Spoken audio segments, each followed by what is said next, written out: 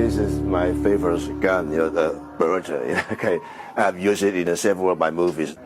I think this guns are pretty sexy. That's like James Bond types, a little tiny, gun, but it looks so much powerful.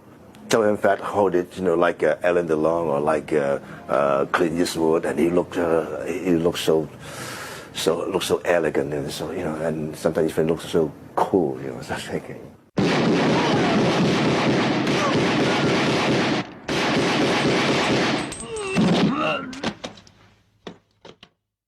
I am from beyond. Listen, and all you desire will be yours. Welcome to Spider-Dan and the Secret Balls. Prepare for Prattle.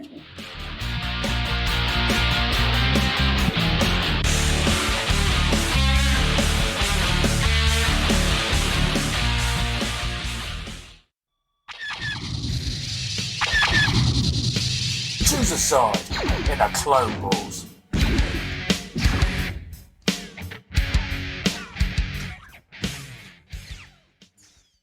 Welcome to Prattle World. I am your host, the ever-amazing, ever-spectacular Spider-Dan, and in this podcast I spotlight entertainment's best-kept secrets that a mainstream audience may find boring.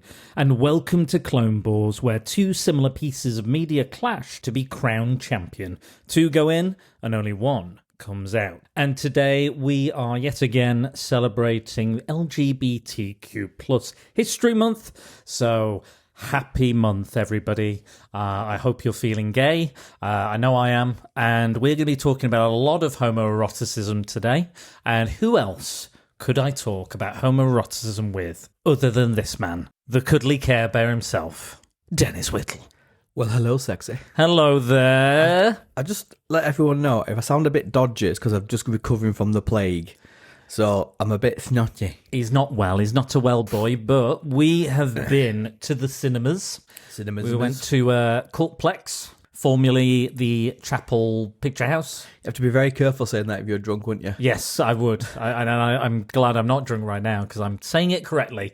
But it's a Manchester-based venue, not very far from Manchester Victoria, and it's a bar kind of venue, has kind of street food places, and also a cinema where they show cult films, much like when we went to go see Demons and Demons 2. Indeed. Yes, and we had a glorious time there. We also saw Poltergeist as well. We did, and yes. Deep Red we watched. Deep Red. So we've been there a few times now, and I highly recommend it. It's lots of fun, good atmosphere, great people, great staff. Go check it out. And they provide you with blankets and pillows if you need them. Yes, if you're an aged, dying old person like Dennis, then you may well require it. It can get a little chilly in there, or it can get a bit hot. So whatever you fancy, but there's gender neutral bathrooms in there as well. So go and use them if you require them. But anyway, we are here to talk heroic bloodshed, which is a genre out of the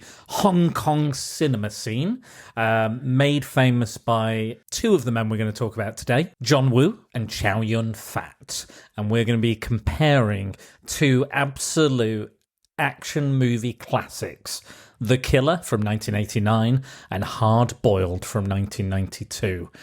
Dennis, have you been looking forward to this? Yeah. I've not seen either of them for a very long time, which I think it was at school when I saw one of them. So very, very, very long time ago. But yeah, it was a different thing for us to watch as well. So I enjoyed it. Again, it's a little bit like our unlawful entry and was it Lakeview Terrace? Lakeview Terrace, yeah. So yeah, not horror related, though there is a lot of gore and violence. No, quite a bit.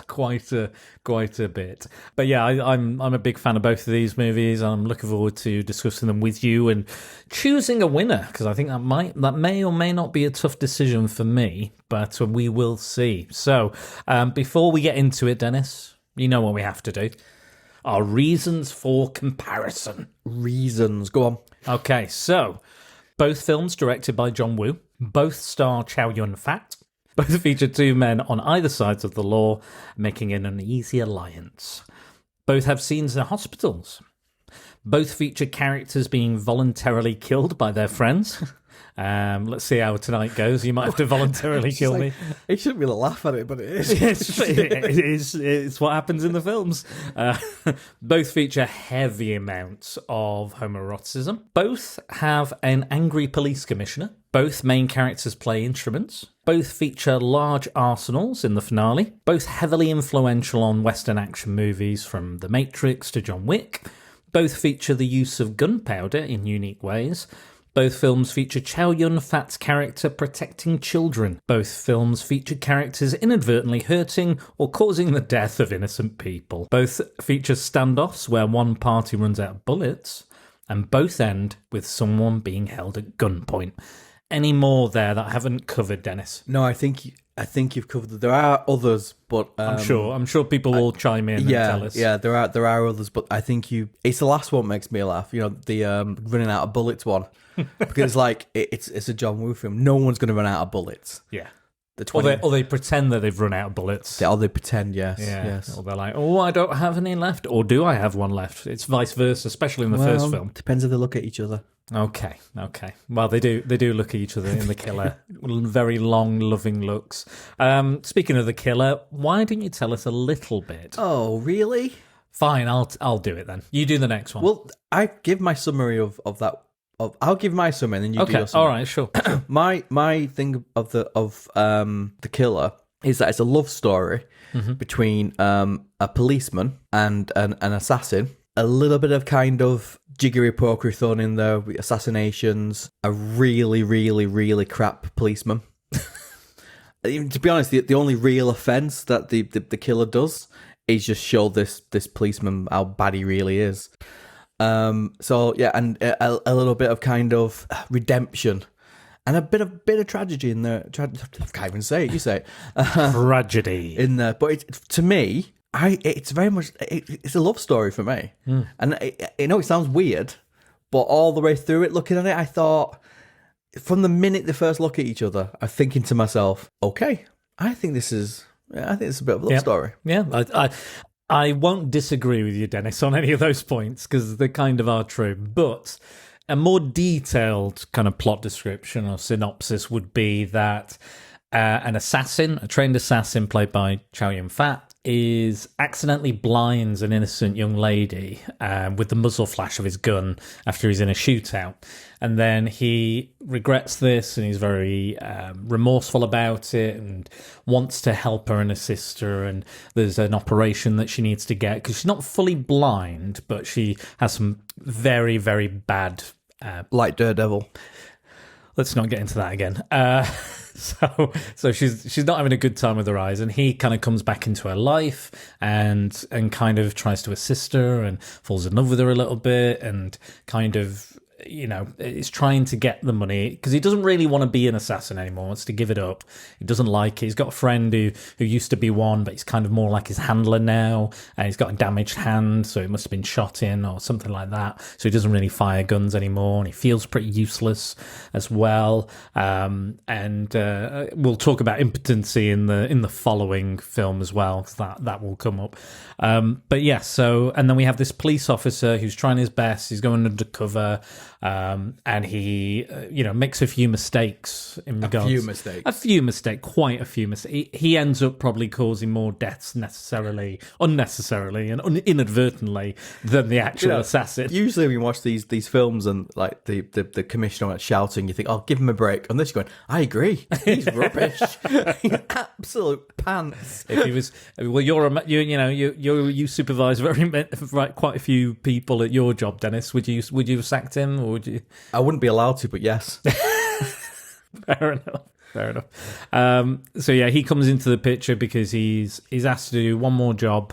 He does the job, but then the people who hired him to do the job come and try and kill him, and this officer gets a good look at him, and then it just becomes this kind of cat and mouse game, and eventually finds the woman, links him back to her, and then slowly but surely they kind of respect each other, yet become more friendly and more and they kind of there's a bond that's created, whatever you want to call it, however you want to view it. Professional kind of, Yeah. respect for each other. I think. And it kind of grows and grows, and he ends up kind of just helping the assassin now. I think it's Arjong, I think he's called.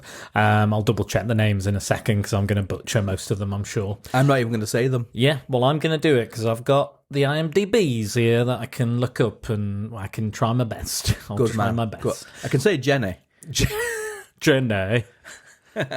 Gender, yeah. You get all these names like Arjong, and then all of a sudden it'll be like Eddie, Jenny. It's like, okay, sure.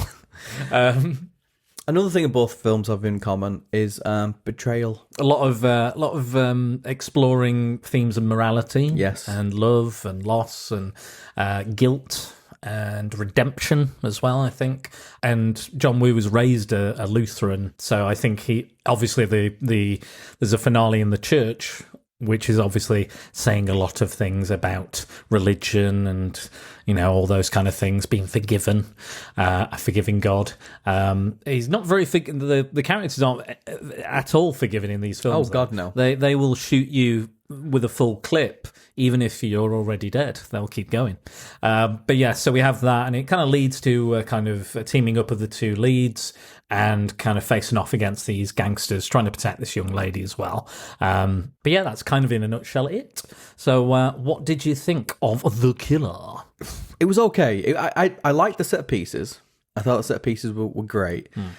It dragged a little bit in the middle for me. When it got interesting for me is the cat and mouse bit. To get to there seemed to take forever. But once that started, from when they're in the apartment and they're both pointing the guns at each other, Yeah. I thought it was quite funny as well with them, not making, so Jenny couldn't work out who's got the guns and things and stuff. Yeah. Well, she didn't know, because she met one of them and she obviously knows the other guy. Yeah. But she doesn't know their connection to each other or Chow Yun-fat's connection to her. So it's quite a great scene. You've got these two guys that are they're kind of like, oh, we're old friends, and I was always better at batting than you are, and no, I'm not, and calls him like Little Shrimp Head or something. Yeah, Little B in the end, Little B, and that becomes his kind of nickname for him. But I just think the pacing for this one's a little bit off, and it reminded me a little bit, and this is left field, of kind of like Ang Lee's Hulk. There's a lot of these still moments when the main character's looking out into the distance and lost of soft focus, and it's really strange. You have a very violent scene, and then you'll have the main protagonist sat there on a beach looking out across the sunset with a harmonica in his mouth for no reason at all. So I struggled a little bit with that, but I also struggled because I couldn't read all the subtitles. Yeah, we did have some very big-headed people in front of us. So I didn't...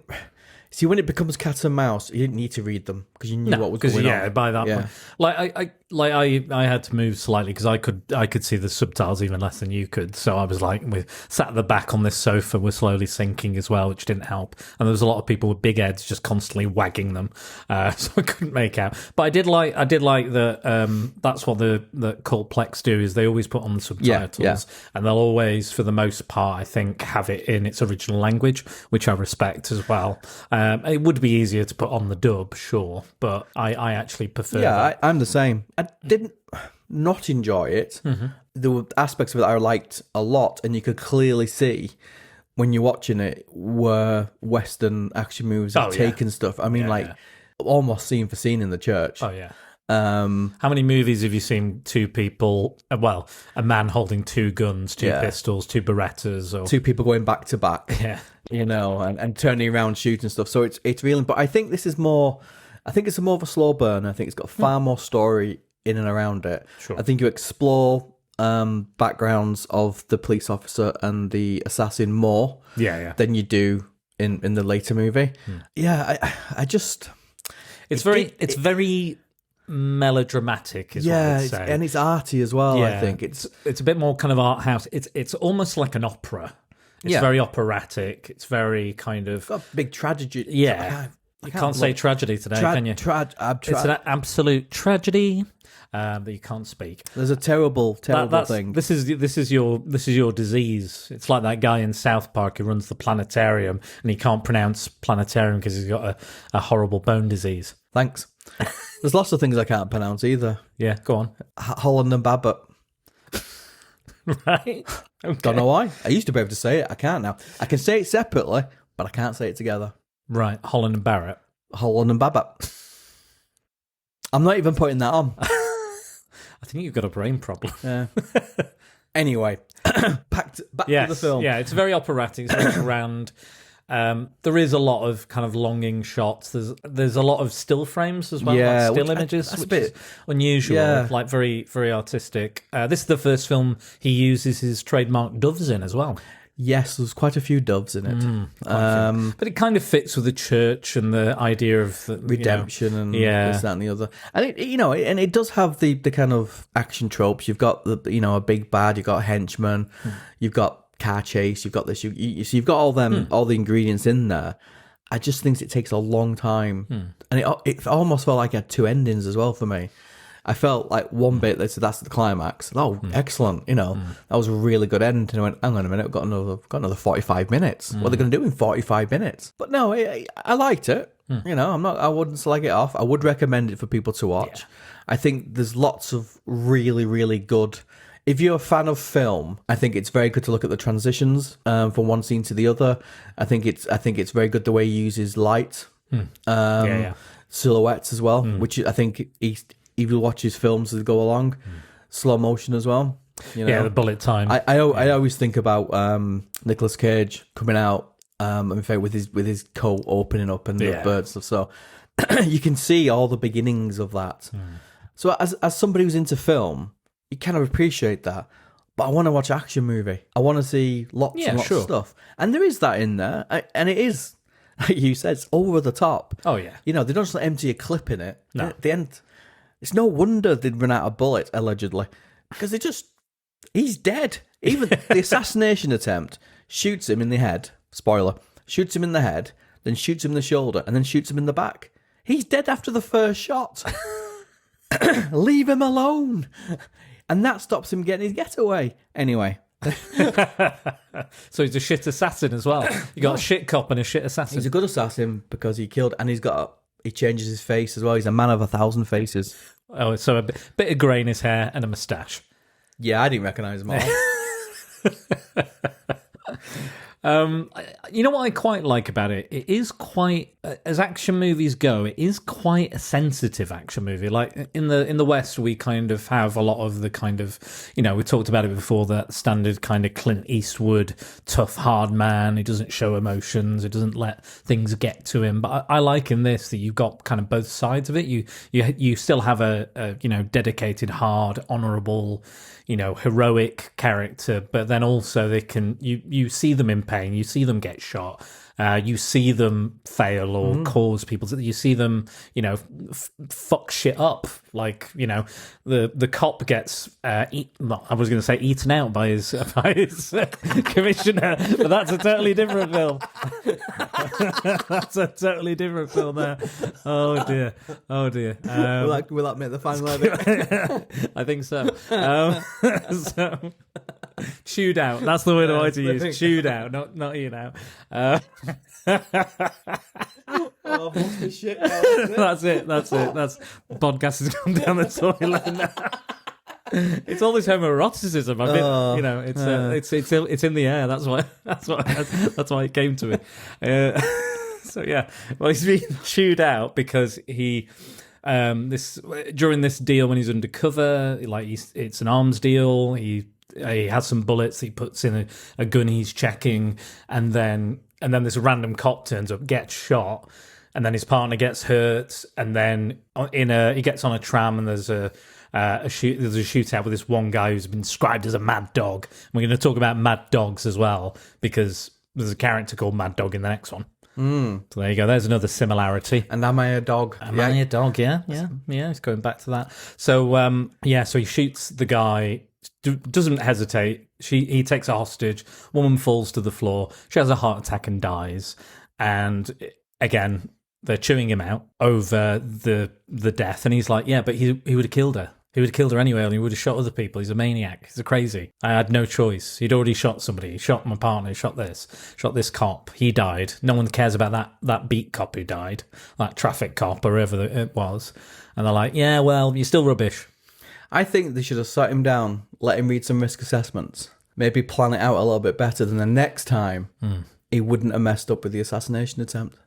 I think he would have had a full health and safety. I will review. say as well, as assassination attempts go, it's not very well covered up, is he? He's just sat in a random boat. Well, they mentioned that. Yeah. Did they say, where were you?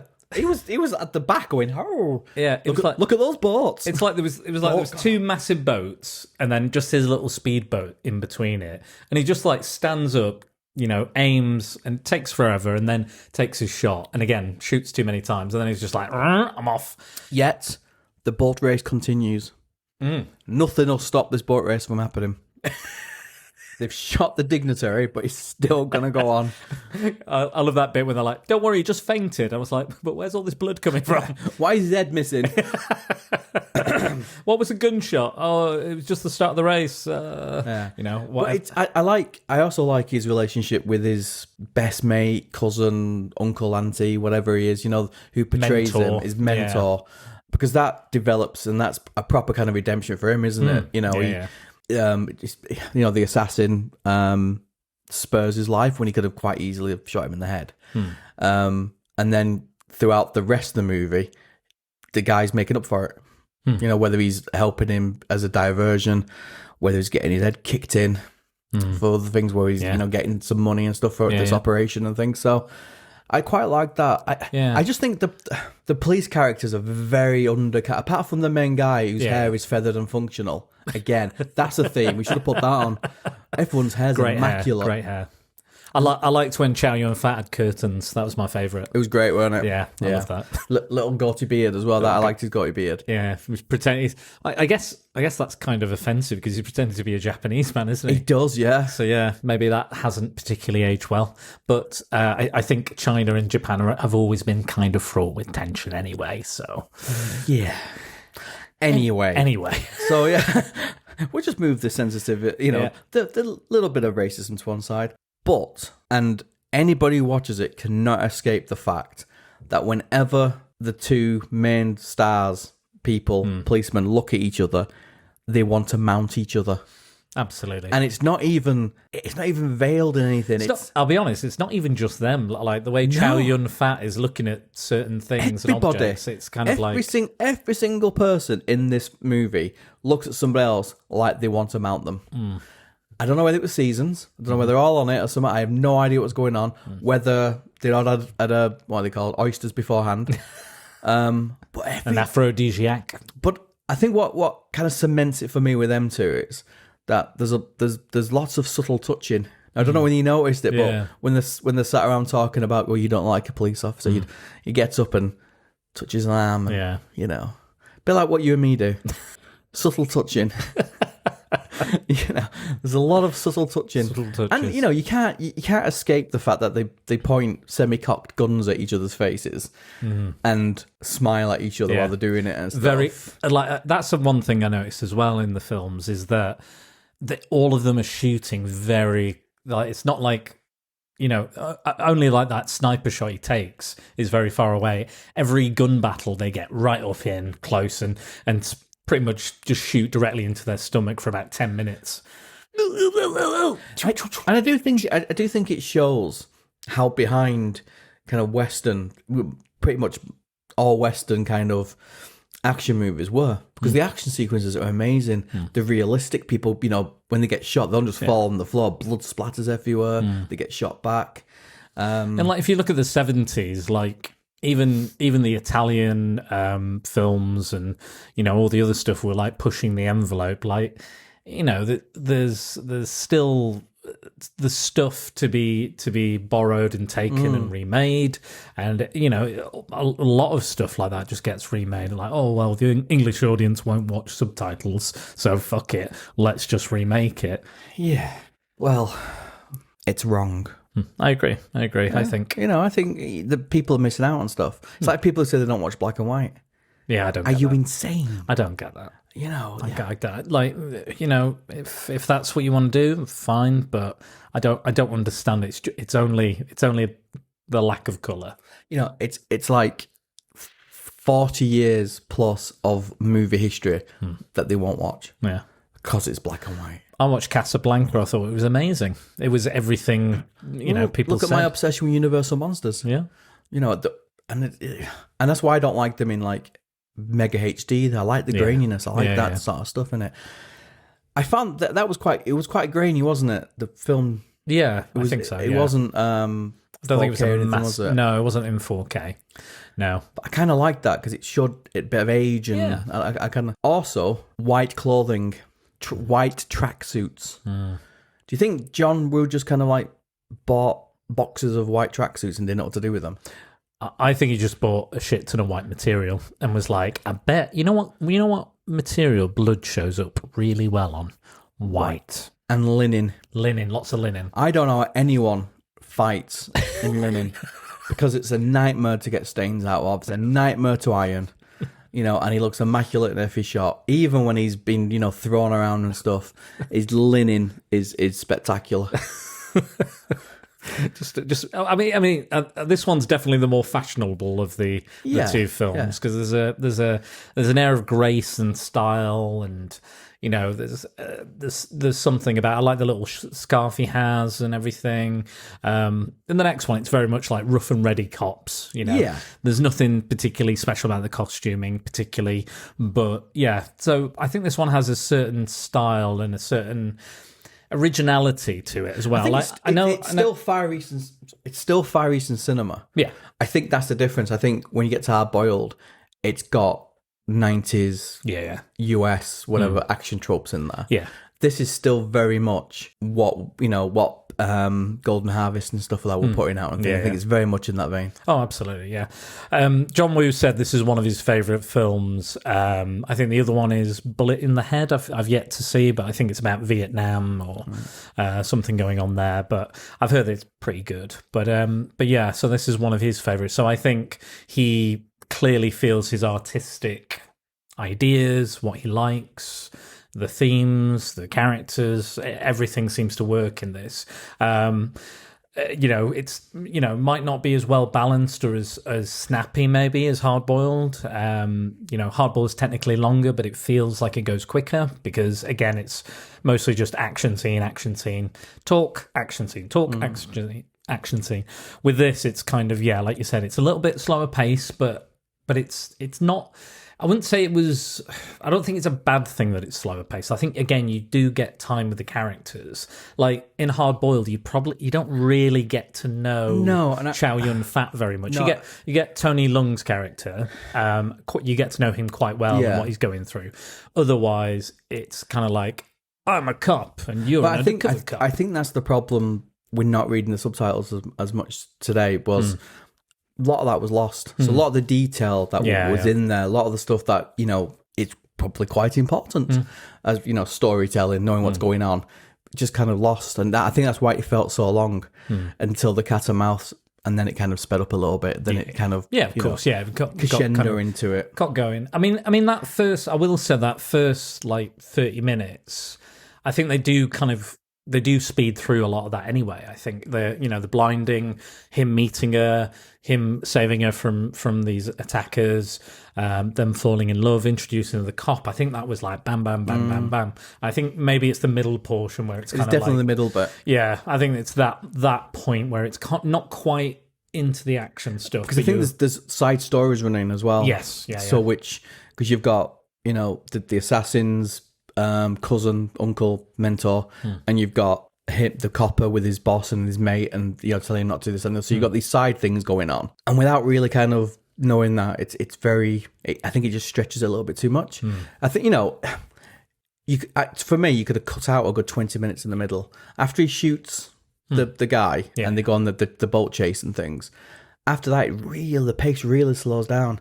His mate comes and sees him, he's playing the harmonica, which, I want to point out, harmonica does not sound like... like it does in the film. It sounds like a flute.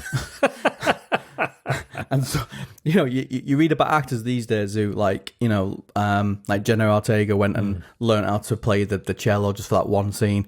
There's no way he's ever played a harmonica in his life. He's what is this? Yeah. Just stick it in your mouth and blow. All right.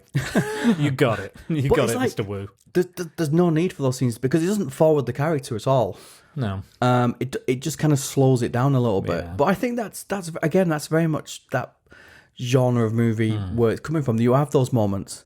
Well, I think that's what he seemingly is doing in both films. It's like you have this intense action and furious filmmaking and camera work and blood and explosions, but then he does want to bring it back down, and he goes, this is still somewhat reality, or this is still real characters that are going through stuff, and these things are happening to them.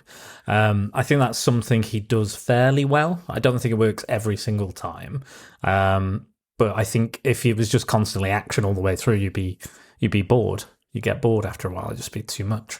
So you need a little bit of downtime. No, and I don't mind that. I don't mind downtime. I don't mind stuff that forwards the story on. But for me, the 20 minutes in the middle doesn't really forward the story on.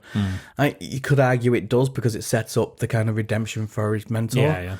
You spend a lot of time with him, but I do like that character. He's a good character. Yeah, I think he's a good actor as well, and talks about his hand. And being useless and getting old. And, and being honor bound, duty bound, and I love the way that both films kind of explore these gangster characters and the policemen. Like, especially in this one, we get a sense that towards the end of the film, that the policeman is actually becoming more like the assassin.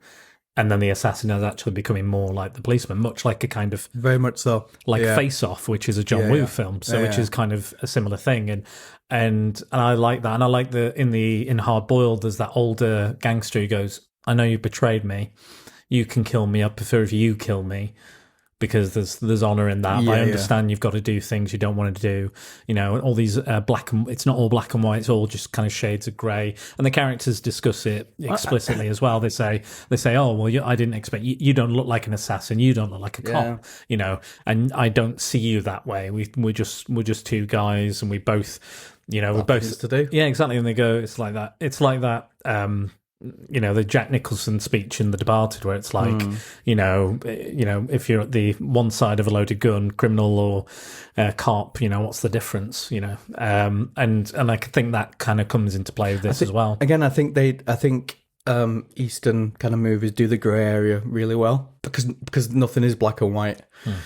And I think it's some of the Western movies have brought in a lot more. That The Departed is spot on. That's based on a heroic Bloodshed movie, Infernal Affairs. So there you go. So that makes sense why great movie. He's discussing those type of themes. So it is, I do like it, and the relationship is nice. You see how it grows from kind of disliking each other to kind of respecting each other, and kind of like it's like a brotherhood. I think at the end, I think it's kind of the respect.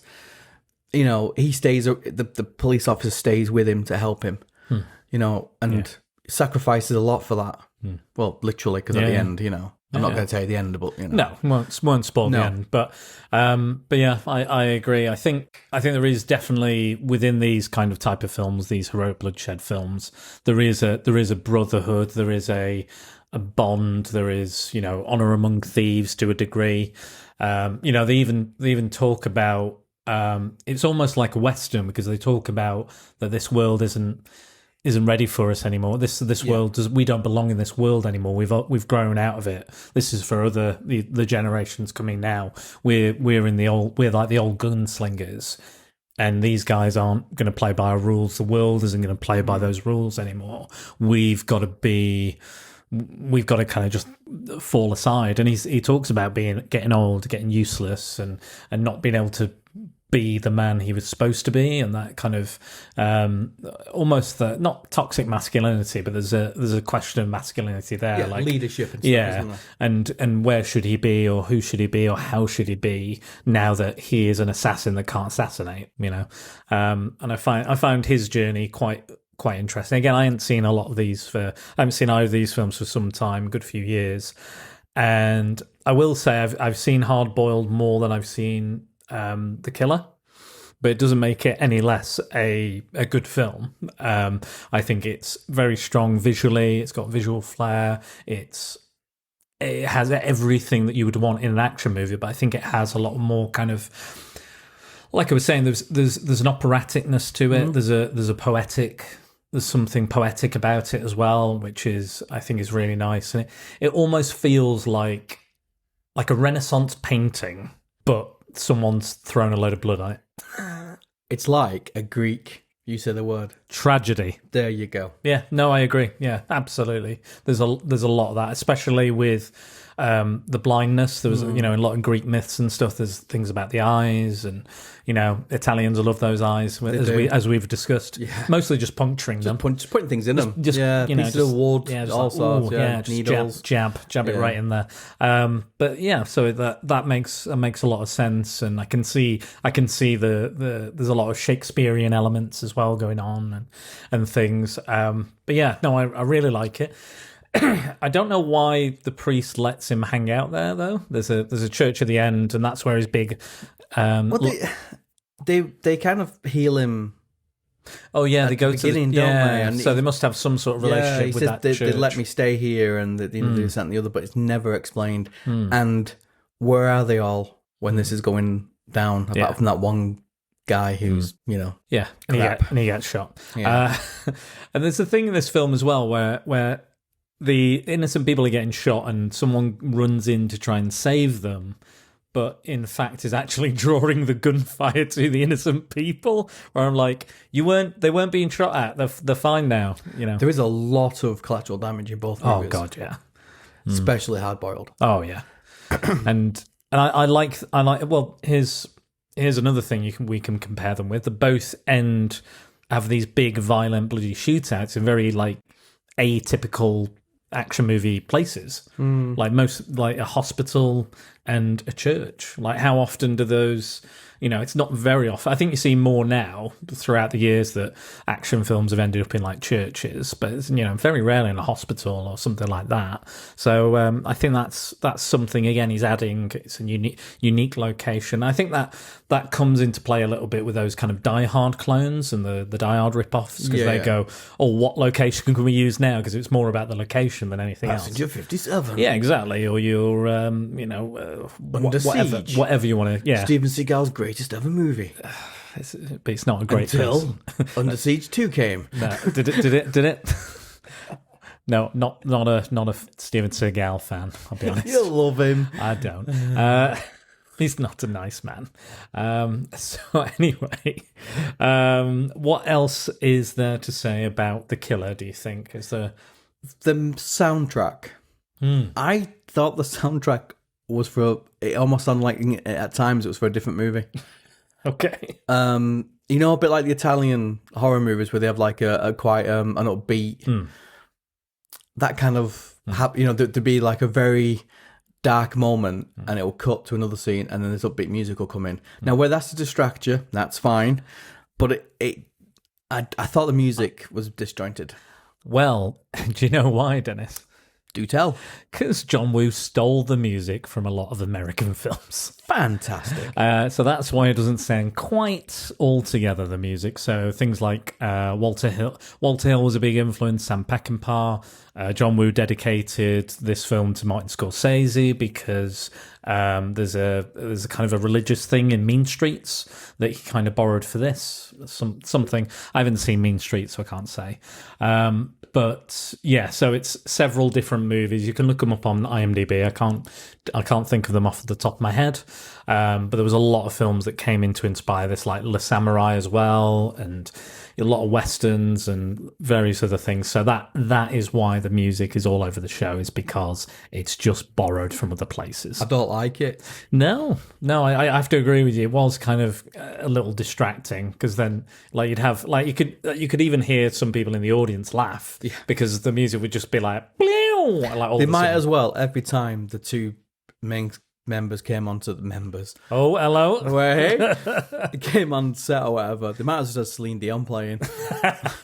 The way they looked at each other and here far wherever you are.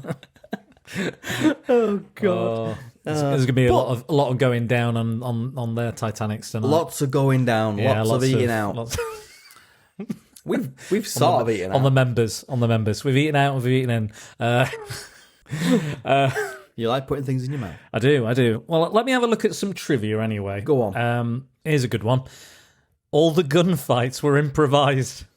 You can tell. Every single gunfight was improvised. And not only that, because they have such strict gun laws in China, they had to import all the guns and be very careful with them. And they use, apparently they use, I think they might have used live ammunition as well at points. So yeah, scary stuff. Can you imagine that today? That will explain the mixed match of guns they have in the movie. Yeah. From like Shotguns. Early kind of Kalashnikovs right the way up to Berettas and things. Yeah. Such a kind of, it's just like, what can we get? These, great, cool. Yeah. What's that? It's a signal gun. Get it? John Woo is a big fan of Berettas. I'm going to include a clip at the start of this podcast. He does like Berettas. About how much he likes Berettas. Yeah, they're a good gun. So they kill there people. You go. They do, I mean, that's what they're supposed to do, I guess. Guns don't kill people. John Woo does? Well, Chow Yun his Fat stars does? do. Yes, his films do. They kill a lot of people. There's another thing. Body count. 130 deaths in this film. And you see them all. Yeah, you do. In glorious slow motion detail. It's not like that one when something happens off screen, like an explosion in an apartment block or something. You don't ever see. You see all of them. Yeah, you get it all. You all get it of all. it. Yep. Get it all. Another thing is that we were talking about the bullet time. Like that's another really influential thing. That came from this and like But again, it's very Peckinpah. That he used a lot of slow motion. If you go look at the Wild Bunch, you can see a lot of influence from the Wild Bunch into these films as well. And you always get someone like Zack Snyder to ruin it by bringing too much slow motion in it. Because there are scenes where there's unnecessary slow motion in this, but it's quite few and far between. Yeah, but he does. That is one of his things. You watched Face Off, watched Mission Impossible 2. The film is on 2 hours 50 minutes. It could definitely be an hour and 40 if they got rid of all the slow motion.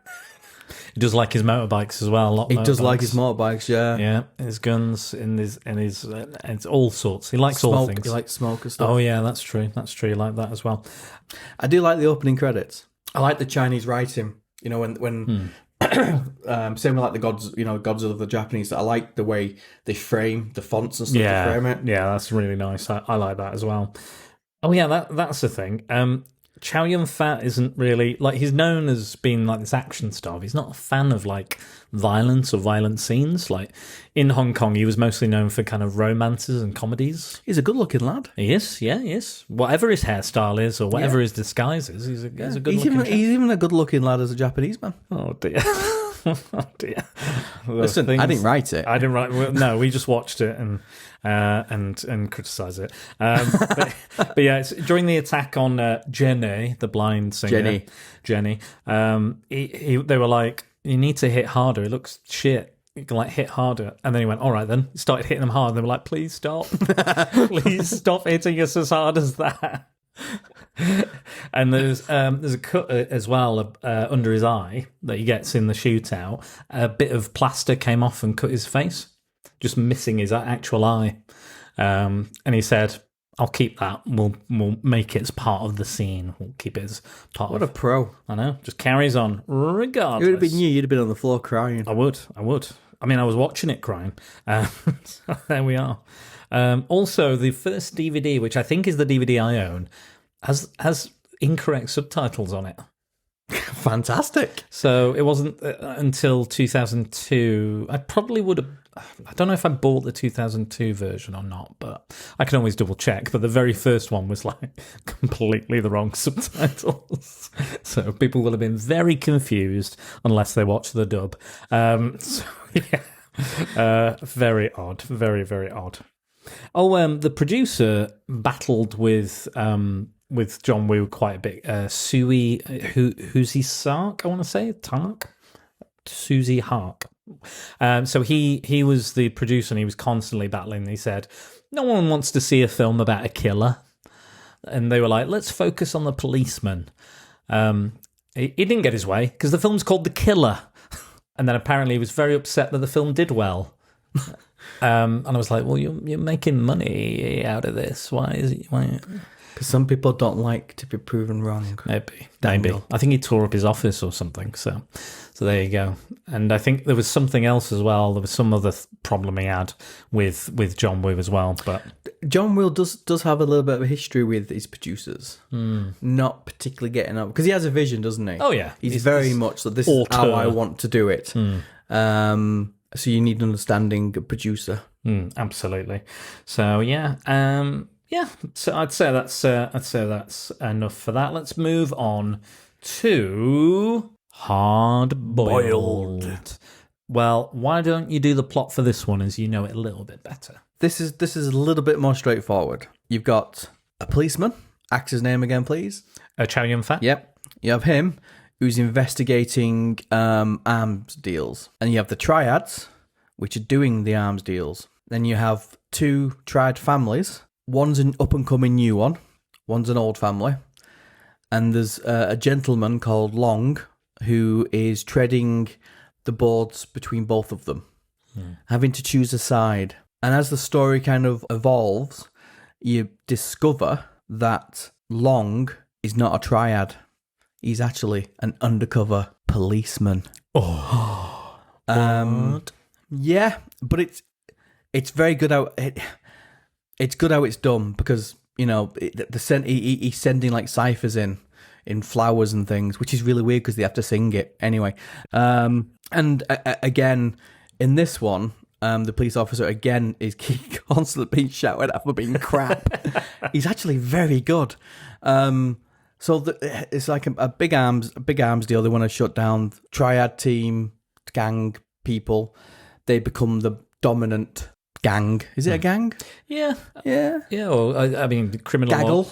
I mean, it's like a mafia. It's like Chinese mafia, isn't it? In a Can sense. I call it a triad gaggle? Triad gaggle, if you want a gaggle of triads. A gaggle of triads. A trinity of triads. And they discover that there's a plot inside a hospital, of all places. And it goes very much like James Bond with secret layers. And there's this big henchman who's only got one eye because someone shot him in the other one, which we'll get into in a bit. And it all kind of climaxes. What all I can describe is the bloodiest hospital shootout I've ever seen, where everybody gets shot. Doesn't matter who you are. Man, woman, child, dog, done. You're all in danger. Every single person gets shot. Even babies getting put Even babies get put in danger. Quite a lot of danger in this. I don't think there's as much of the kind of on the nose, homoeroticism in this one. It's still there. It's still definitely there. Again, these two are separate. They come together over a common goal. They become good friends, and they do protect each other. And there is knowing looks again. He turns around and, I am a policeman too. Yeah. Off he goes. So for me, it's a lot faster. The pace of it is 100 miles an hour. The set pieces from the first one, it's bloodier. Not just on the kills. There's blood splattering everywhere. There's arteries being cut. There's point blank shooting in the head. It's full on. It's much more like a buddy cop. Yeah. And there's not as many side kind of stuff going on. You've got obviously Long, who's the undercover, towing that line, and then you've got the police officer who's in a relationship with the woman who's getting these flowers, and in turn she's pissed off with him because he won't move in with her. But there's nothing really. It's very much kind of like Tango and Cash, Lethal Weapon, that kind of. Even the music is very. It kept Tango and Cash. The like drums. Yeah. What do you call those drums? Steel drums. Steel drums. Yeah. The action, I think, is up to 11 on it. I think the set pieces. I don't think these ones were just on the spot. They look very choreographed, don't they? Yeah, I think they were using an abandoned Coke factory to film in, so I think they had a lot of time and could do stuff. And they built the hospital, they built the other factory setting where another one of the big shootouts. And I think they had a lot more time to do stuff and plan and plot. But yeah, and you still have the redemption. Long has had to do a lot of things that he doesn't want to do, a lot of things that he regrets, and part of this kind of bringing down this gang would be him apologizing or finding his way. He's you've got all that in there. And even with the main police person, he's not committed to his girlfriend. He's not really committed to anything apart from police work. So he's got to find a way back as well, to kind of balance stuff in his life and things. I would say there are far more copies of this movie. Yes, absolutely. There's so many scenes in this film that you could play bingo with it. And if you played a drinking game, you'd be pissed within 27 minutes into it. That film's... There we go. Because there's so many. There's the cliche. Oh, yeah, there's another one. Yeah, and it's all in there. And I shit you not, a man fishing in a suit on his own, in a linen suit. You're obsessed with linen. It's such an unreal material. They are very. I mean, they're all very sharply dressed. We have to give them that. It's just so can't do anything with linen. But he just sat there. He stood there with a bucket on this pier.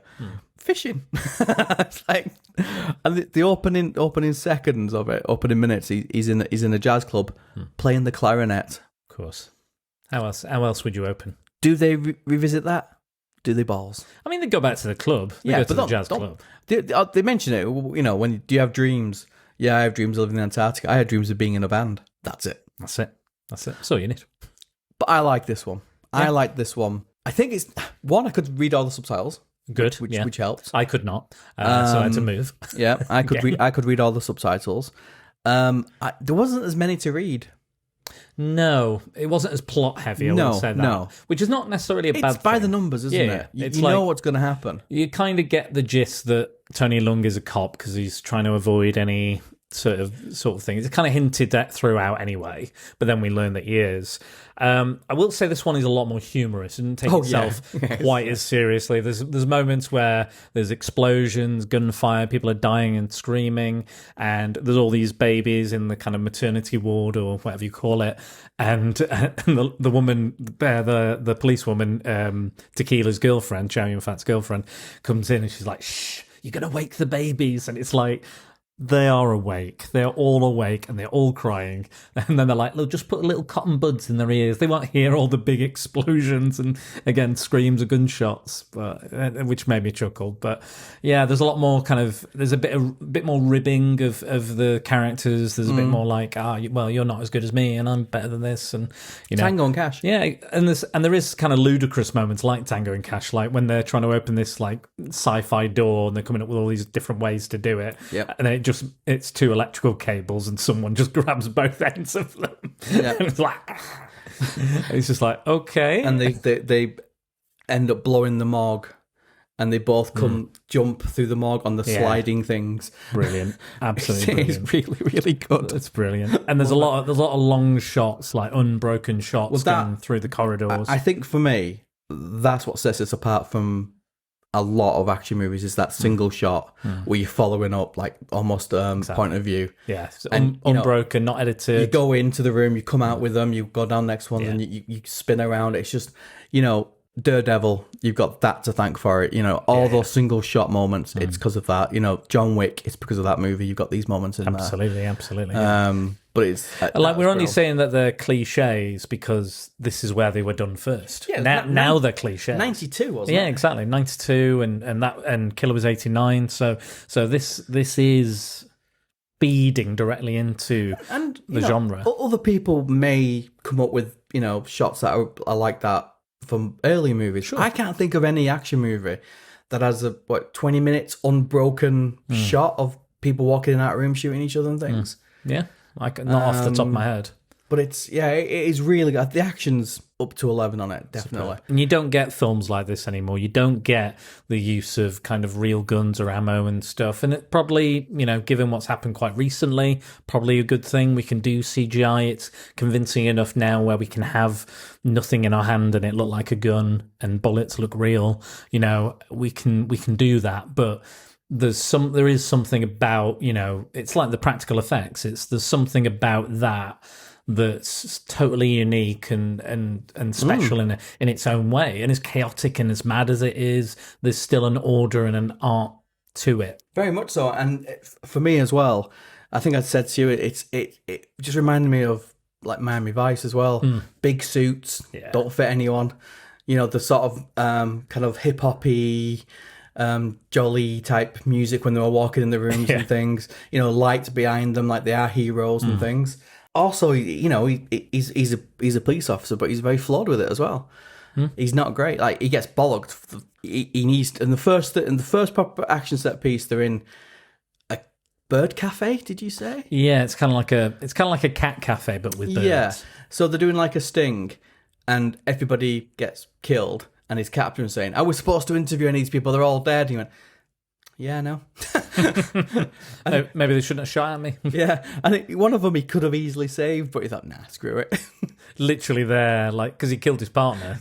So he kills him, and that's his main kind of drive for finding and doing and, you know, solving this crime and solving all this, getting this one guy, this I think it's called Wong. I think it was called the guy in the guy in the different suits, always constantly in different suits.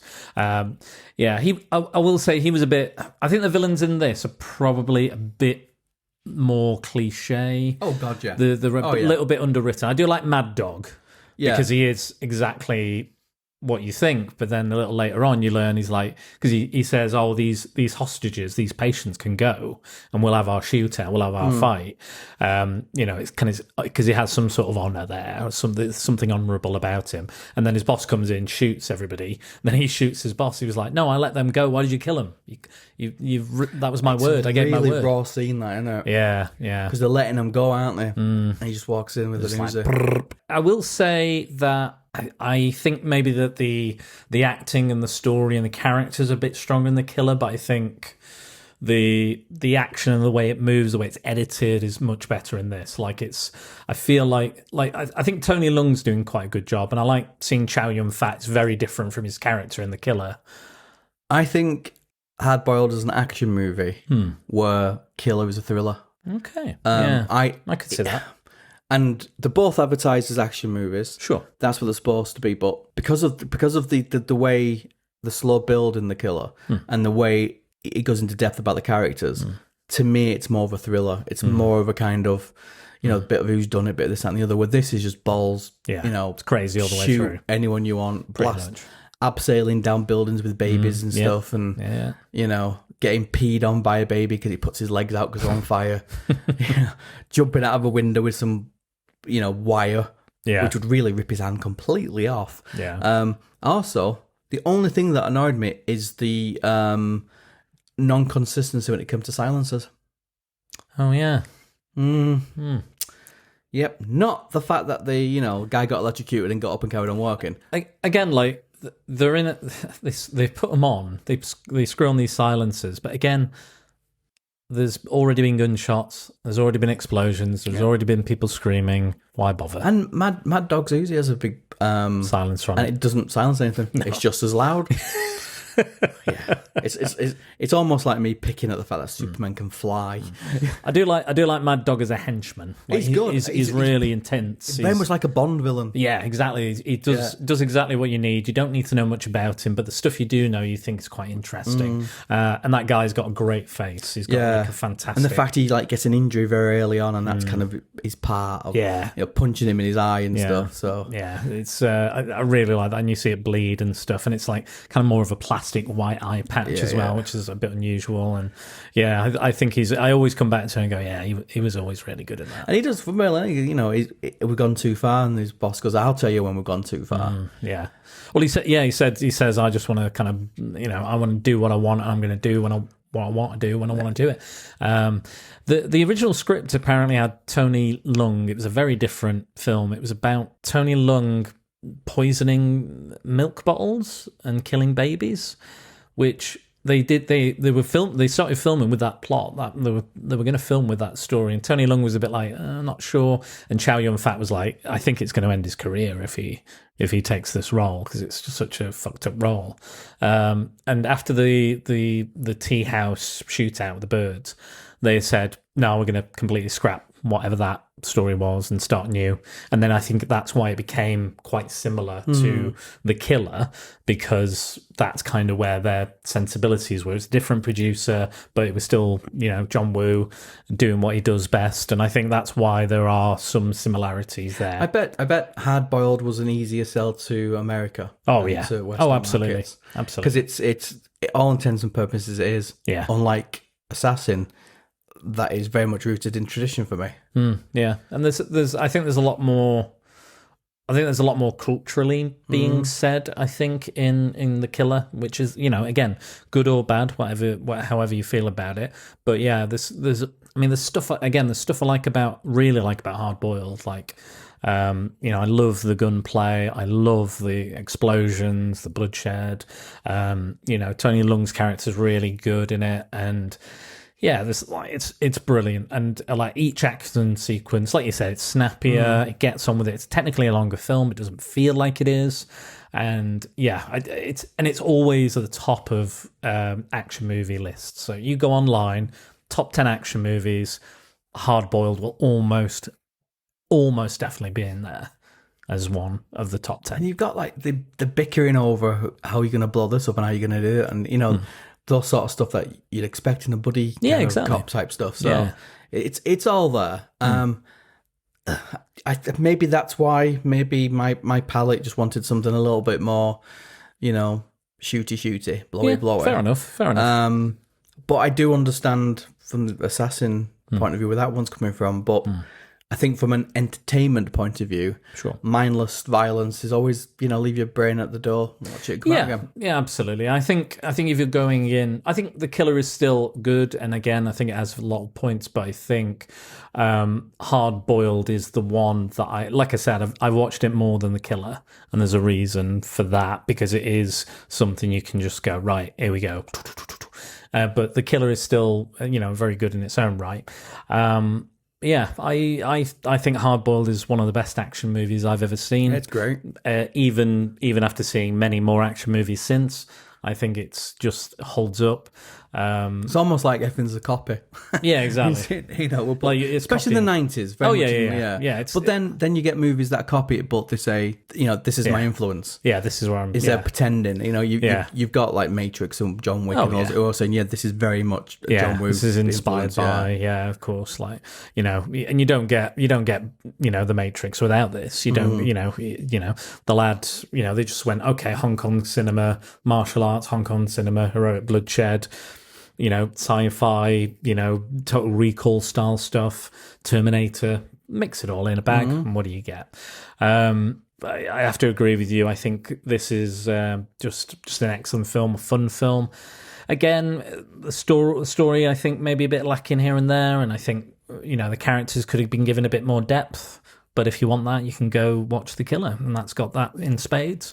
If you want, like you said, a dumb, kind of straightforward action movie that's fun and silly, yet, touching, dark, and disturbing at times as well, why not? Why not go for Hard Boiled? Hard Boiled is one of the best insults or threats I've ever had. Oh, of course, yeah. Yeah, it's do it or I'll castrate you. Which is not something you usually get in a movie. No, not really. Well, the thing is, they're trying to evacuate the hospital. Yeah. So the main villain owns this hospital, and the coppers are trying to evacuate it because they're pretty sure a big shootout is going to occur. And the doctor's like, no, that's very dangerous. We can't do that. And the female police officer bashes in the fire alarm, and she's like, legally, you have to evacuate now because it's a fire alarm. And he's like, and then he starts walking around going, it's not an alarm. It's only it's a false alarm. And then that's when he's like, you're an idiot. I'm going to castrate you. Yeah. Which was, that's a choice line. But yeah, it was brilliant. That's the commissioner. He's kind of like softening a bit now because it's all coming to a head, and he's like, well, we need this person, we need that. And he gets pulled up on his ship by the policewoman. Yeah, it does. Basically says, why are you always on against... Yeah. He's a very good police officer. He's done all this on his own. Why can't you see it? Yeah, He's been helping. It's a partnership. That's good. And, a strong female character as well. Which you didn't use. And the commissioner apologises in English. Yeah. He goes, no, I'm sorry. There's a lot of more English in this one, isn't there? Yeah, there's a little bit in The Killer, but not as much. But I think this is more for Western audiences anyway. But I think this is squarely aimed at a Western audience, which is probably why we appreciate it as an action film a bit more than maybe The Killer. But yeah, I think it's great. I highly recommend Hard Boiled. If you're a big action movie connoisseur and you haven't seen Hard Boiled, what are you doing with your life? Go out and watch that. Watch The Killer as well. It's a different, more subdued version of Hard Boiled, but again, a very good film in its own right. I think John Woo is a fantastic filmmaker. He knows what he wants to do. He knows how to do it. He knows to pull it off. It doesn't always translate to a lot of his American films, I think, unfortunately. But like A Better Tomorrow 2 are really good. They're probably, I wouldn't say they're as good as these two. No. But you can see where this kind of genre is coming from and how it's developing as it goes through. And Chow Yun-fat's in those as well. So and I think his Face Off is probably his best. Oh yeah, because he doesn't try anything different. No, it just does. It's basically a John Woo movie with English. Well, I think again, unfortunately he's been scuppered by, like you were saying, producers and studios not really understanding. He's not got the best grasp of English. I think he's better now, but I think in the early 90s he wasn't. The communication wasn't great with him. Like films like Hard Target, I know, was edited down quite a bit. And a few others. Broken Arrow, was that him? Was that John Woo? I can't remember. I think it is. Might be. Anyway, but yeah, I think Face Off is exactly what I would expect from somebody who made The Killer or Hard Boiled. And two actors that are not afraid to just be silly and exactly. And again, that's operatic. Yeah, when it take your face off like that. The opening scene is very operatic, over the top and bizarre, and then the ending as well. And that's two guns all the time, as well. And again, it's that. The bad guy isn't as bad as he thinks he is. The good guy isn't as good as he thinks he is. There's that identity and morality being played with. So it's all the stuff he loves. Yeah. And I think that's why that comes out. Again, Mission Impossible 2. Shit, mate. I can't remember it. I'll be honest. I haven't seen it. We recently watched them all with it because Amy's not seen them. Yeah. So we recently watched them all, and obviously for me to get better once they become like action movies. And they've got that continuity in it. But, there is elements which are quite good. I like the way, the stunts, with the knife and stuff, he does all them himself and the rock climbing. But it's so over the top, I will find you. Jumps out of a building. It's not Mission Impossible. No. Well, and that's the thing. I think, John Woo doesn't have a connection to that franchise. He won't have watched it. I doubt it. I mean, he likes American, he likes westerns. He likes those type of things, like Wild Bunch as well. Like, it's got a lot of standoffs in that. That's his bag. I don't think Mission Impossible was ever his bag because it's a lot of guys in suits sat around talking. Big Hollywood movie, though, isn't it? Yeah, it's a big Hollywood. Well, I like Brian De Palma, but I wasn't a massive fan of that first Mission Impossible. I didn't think it was that good. I think Brad Bird. Yeah, that's the Ghost Protocol fourth one, isn't it? I think third one is okay. I think that's picking it up. Yeah. I think when the bad robot stuff, produced and he joins with them, I think that's when they start becoming J.J. Abrams stuff. Yeah, I think that's when they become. He directs the third one. Good movies. Yeah, I think so too. I agree. I think it's one of the only franchises I've seen get better over time as opposed to worse. I also think the supporting characters are far better in them as well. Yeah, and I'm glad they keep them around as well. Yeah, exactly. Constantly killing them off or anything. Yes. And then bringing old cast members back. Like, I know the most recent one's going to have one of the old guys from the first one's coming back. So I like that aspect. I guess it's kind of like a more adult or more mature, Fast and the Furious kind of franchise. And they go, hey, this guy's back. This guy's back. This person's back. I'm not a fan myself. I saw one and it was fine. I didn't hate it. But I can see why people dislike it, and I can see why people like it. I don't see why people like it. All right. But carry on. Yeah. Sorry, Dennis. My God. Didn't know you hated the Fast and the Furious so much. I don't hate. Why are you so furious about the Fast and the Furious? I don't hate anything really. I strongly dislike certain things, but when you have a movie that made over $1 billion because the main star died, I don't think that's something that should be celebrated. And I have an issue with that. And then they keep bringing... The Dark Knight made a lot of money, though. Yeah, but it would have made a lot of money anyway because it's a damn good film. Dark Knight... I guess it's based on Batman as well. Yeah, and Dark Knight, to be honest, is a movie that transcends whether you're into superhero movies or not. You know, I think it's a good movie. You know, like I always say about Winter Soldier, I think Winter Soldier's a good movie. Not a good superhero movie, a good Marvel movie. It's a good movie. Yeah. And that's what you need. With these sort of things, I just don't understand how a guy driving a car who mumbles through his entire script and is that Italian, he gets married in a white vest. You know, I just don't understand why people love it so much. Even I'm not that Italian. I'm barely like an eighth Italian. I just don't get it. I don't either, Dennis. But before you go on a massive rant about it, I've stopped now. Let's decide which film is the better film. So you know the categories, Dennis. Do I? So I will remind everyone yet again. So our categories are, for comparison, writing, acting, music, cinematography, and direction. And I've got tiebreakers if we need them. So, Dennis, what film had the better script? That's really tricky. I'm going to say Hard Boiled. Because I think there's a bit more riffing off each other. And I think definitely a bit more humour. Yeah, and I also think the dialogue that's there is not wasted. I think there's no kind of wasted silliness or over lots of conversations that are not really needed. But then again, I didn't see most of the dialogue for the first one. But I did. There was a lot of talking. And for an action movie, talking isn't probably the what you want, is it? Really.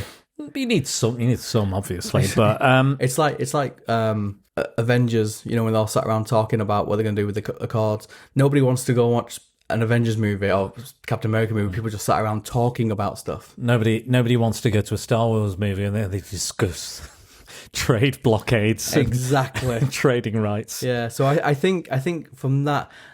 I think the dialogue's very similar. I think it forwards the story well. I think the stories are written well.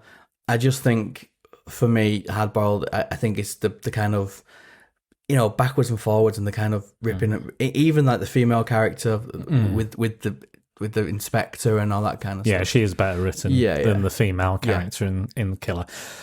But I think what you were saying earlier about the Killer being like a Greek tragedy, I think for me, the ideas that he's playing with, the structure he's created and the characters and how the plot moves along. Yes, I do think it might be a bit slower than Hard Boiled, but I think as a script, I'll be honest, I think The Killer has a bit more meat on the bone as a script itself, as a story. I like Hard Boiled, but I think the main thing that ties that together is those action sequences. So for me, I'm going to have to disagree with you. Okay. And say I think The Killer just has a stronger story, stronger characters. We understand the characters a bit more. But I can absolutely see your point with Hard Boiled. You see, you are right. You know, look at it from that point of view. If you just step away from the dialogue and look at the way the story is written. Because we end up at this hospital. Yeah. And it's just their base of operations. There's never any real hint to it being the base. It just appears, doesn't it? There's no investigation that leads us to that. Oh, I hate it when you're right. It just kind of happen. That kind of happens. A lot of things just kind of happen. Again, they're very enjoyable, they're fun, they're frenetic. We know what the characters want and do and everything, but it doesn't have that operatic grand. From a story perspective, Killer's far better. Yeah. From a dialogue perspective, I can't. It's tricky for me because I didn't see most of the dialogue. But because the story is what drives a movie, can I change my mind? Sure, if you want. I'm going to go with Killer. That does happen sometimes. You're allowed to change your mind, Dennis. But yes, so writing goes to the killer. Okay, so next up is acting. Killer. Yeah? Why? Yeah. Why? Because there's far more emotion in it. I think it's far same reasons for what you're just saying there. Every scene is put out there. You know that when people die, you feel it. Yeah. There are scenes that are drawn out, but it's there for necessity. So I think there's not much acting going on in Hard Boiled. No. Like you said, I think the camaraderie is really good, and the humour is much better. You've been there and seen it. I think with Killer, I think again it's very rooted in tradition, and I think a lot of these sort of stories are when you go and look at any of these things on stage, the acting's always better. So I'm going to say the Killer. Yeah. Well, I'm going to agree with you, Dennis. I think again we spend a bit more time with the characters. We see them go through these emotions. Yes, there's quite a few scenes of them just moping. I will say that there's a lot of that. I watch Batman, loads of moping. It's a brooding, all the brooding. Give me more brooding, please. But yeah, I agree. I think they've just got a lot more to work with. It's not just guns going off. No. As much as that's enjoyable, as well as that is. Every main character has an emotional journey on it, which you don't have in a Hard Boiled. No, because like I said, we don't have much time with Chow Yun Fat. He's just like, I want to get the revenge on the man who killed my partner, and he didn't. It seemed like he very much liked his partner. I never got the sense. He was like, what are you doing? You've been shot. You're a fucking idiot. Stay here, and then gets killed. And then I've got to. I felt more for him when he thought she was in danger or his friend died. Yeah, like when he's shooting his friend in the head in that church scene, is like, please kill me. Yeah. Because I don't like, and he's like, I can't believe I'm going to have to do this, and shoots him. Is much more powerful than what we see when Chow Yun Fat's partner dies in Hard Boiled. Yes. And we get that journey because we see them bond, we see them betray each other, we see them point guns at each other, we see them love each other, friendship, and then we get to that point and we earn that. And you also have with Killer, it's hinted very early on that when he goes into the bar to do his thing, she's singing and he's looking at her, that he's got a bit of attraction to her, but he's really got to work hard at that afterwards to try to get it reciprocated. She ends up knowing everything that he does, but forgave him for it, and is in love with the man who's trying to do this sort of stuff. Yeah. Killer. There we go. Is this surprising for you, Dennis? Or? A little bit. Yeah. It's okay. Right. Music. Hard boiled. Yeah. I'm not even gonna. Don't even have to explain that. Yeah, we read the IMDb. We know. We all know. So that's an easy one. Yes. So that's 2 to the Killer and 1 to Hard Boiled. So here we go. Cinematography. It's Killer. Yeah. Yeah, because it's he's learned it. Oh Jesus. The way he frames the shot. You know what the problem is? Go on. He's in Hard Boiled. He's made a 90s American action flick.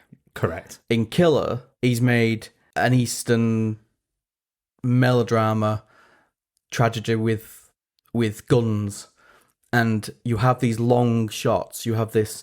You really know where they're from. You really know what the streets are like. You just when she gets attacked and he stood there watching her, the colours of that as well, blues and I think I don't know whether it was on purpose, but the copper and they have slightly different colour palette as well.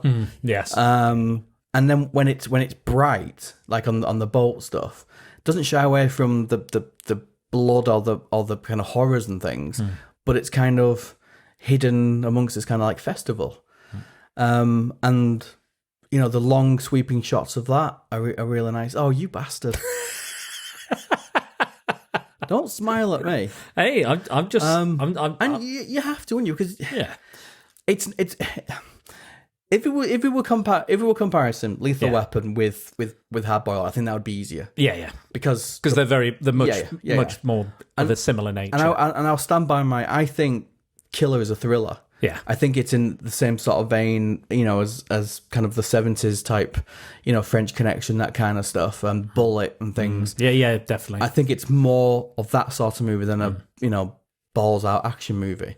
So from a cinematography, it has to be better because it has to give you that sense of things. You have to look at wonder and stuff. You have to know where they are. Absolutely. Yeah, Killer.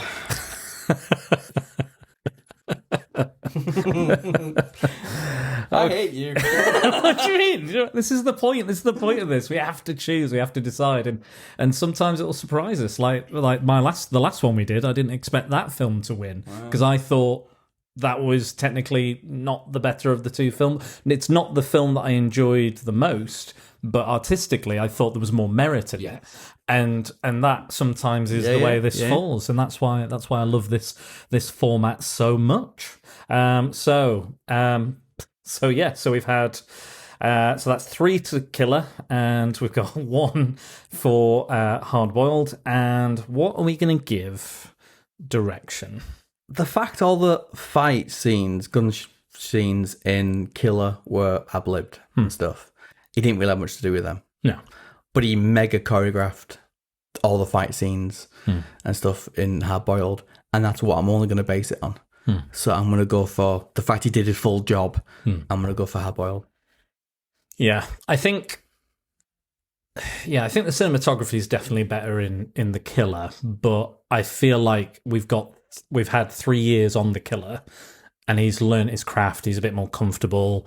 He knows what he wants to do, knows how he wants to do it. He's seen those action movies. He's seen the Die Hards. He's seen the Lethal Weapons. He's gone, right, I'm going to do my version of that. And I think, like you said, though, like this is still one of the most influential action movies ever made, if not the most influential. Yeah, you don't become that big without without a director. Yeah, exactly. So that's why everything is John Woo's this, John Woo's that, because people know that name and they associate him with this art form, with these characters and these type of films. And he's excellent at it. And that's, for me, some of his strongest stuff. I love the quieter moments, the more peaceful moments. But I think you're right. If we're talking balletic, gorgeous, choreographed and staged and edited, and on that scene, single shot scene alone, he would win most awards. Oh yeah, because it's difficult to do. It's seamless, and that's a director. It's the timing as well. It's getting at the height of his powers. Yeah. That's a director who knows what he wants. Absolutely. So that's why I would go for Hard Boiled. Go for Hard Boiled. Okay. So, we have a winner, Dennis. Do we? I don't think we do. Best of 5. Best of 6. No, we've got one. So, the winner is The Killer. But I enjoyed it less. Yes, same with my last podcast. Weird, isn't it? Same with my last podcast. I enjoyed, spoilers for that, if you've not listened to it, I enjoyed Grizzly more as a film, because I had a blast with it. But actually, I preferred Prophecy when I started discussing it under these categories. Do you think it's because, like action movies and things, and those, we kind of want that. We kind of want, like, we know what we want from action movie. We know what we want from a horror movie. So when you get something like Killer or something like Lakeview Terrace or Lawful Interest, stuff like that, that the one that has a bit more thought and a bit more behind it, they're the ones, because the cinematography has to be good because it's got getting captivated straight away. It's got to be this and the other. Where, you start off with someone getting the head blown off. That's kind of right, done. Yeah. Fine, I'm on it. Good, yeah. I don't know if I try and keep the same categories every time because I want it to be fair. I want it to be totally fair every time. And I think you are right. I think though there are, like we went through them, all the different similarities that there are between these two films, I think you are right. I think a better comparison may have been an American buddy cop movie in some respects, but that's not what we've done. No. We've compared these two films, and again, they're being shown as a double bill. There's a reason for that. The list could have been endless with comparisons to it. Absolutely. We didn't put down the flashback scenes. We didn't. There's lots of things we could have added. Absolutely, and people will tell us. I'm sure there'll be more reasons for comparison. There's loads of comparisons. I just think there's time gone by, different movies. He's done, looking at Western cinema a lot more. He's got 1 foot in tradition and 1 foot in Western. In Killer, they're all in Yeah, addition. it's like a nice cocktail Yeah. of all those inspirations, all those directors and films and ideas, like Taxi Driver he talks about as well, Mean Streets, all of those. And you just put them in the mixing pot and you make something quite original in a sense. And you can see where those influences have come from. And again, you can see the influence on Hard Boiled as well. But again, nothing wrong with Hard Boiled, but it's not as interesting a film. It's not deep, is it? It's not deep. No, it's very much. If you want an action film that you want to turn your brain off to, easy, done. And again, I will probably watch Hard Boiled more often than I will watch The Killer. Because you watch movies to be entertained. Absolutely. So you sit down and watch a movie, you can turn your brain off for a bit. Like, both Sam, I like lots of different movies. And, controversial movies or art house movies. And, that one at the moment, the Irish one. The Banshees of Inisherin, I want to say. That's a movie that stuck with me since I saw it. But I'm not going to watch it again. No, you don't need to. No, I'm not going to watch it again. Yeah. Requiem for a Dream sticks with me. I'll never see that again. You'll never have to see that again. I'll never watch that There again. are bits in that will stay with you. Yeah. On my deathbed. You could have watched it with friends. It would still be shocking. But I'd watch, Predator. Yeah. Predator 2. Exactly. Stuff like that. But Exactly right. I really, really enjoyed the movie because we want to be entertained. Yeah. We don't need to have, brain surgery to watch a movie sometimes. We just want to kind of forget about our daily shite.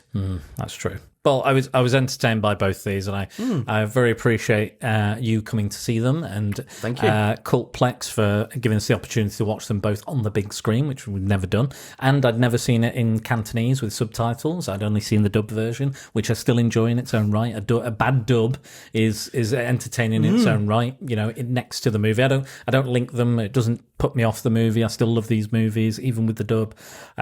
So yeah, really, really. And the good. first cinema I've ever been to is Give Me a Blanket.